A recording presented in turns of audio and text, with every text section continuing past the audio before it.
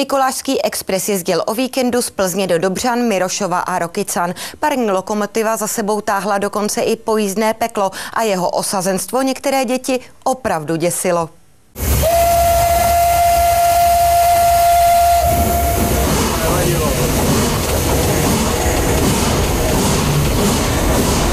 Peklo a parní lokomotivy, to patří k sobě. To je obojí uhlí, to jsou živly, živly patří k sobě. Už jenom jízda parním vlakem je pro spoustu dětí i dospělých zážitek a tak vagóny doslova praskaly ve švech. To hlavní ale přišlo, až když vlak zastavil, vyrojili se z něj totiž čerti. Byla si hodná, ukaž nos.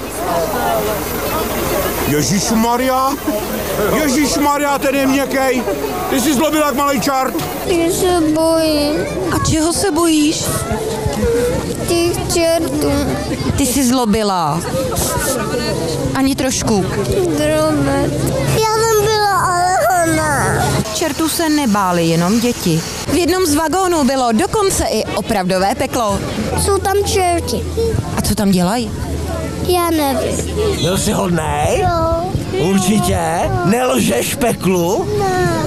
Já jsem trošičku zlobila, ale už zlobit nebudu. Určitě ne? Ne, už vůbec nikdy. I když čerti byli opravdu strašidelní, většině dětí rychle otrnulo. Tak se na ní zkuste podívat a zjistíte, jestli bude hodnější. Ale rozhodně ne.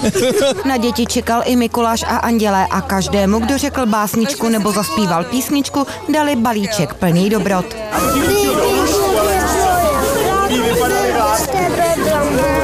Mikulášský vlak vyjede na koleje i příští víkend. Tereza Majksnerová, televize Zák Dobřany.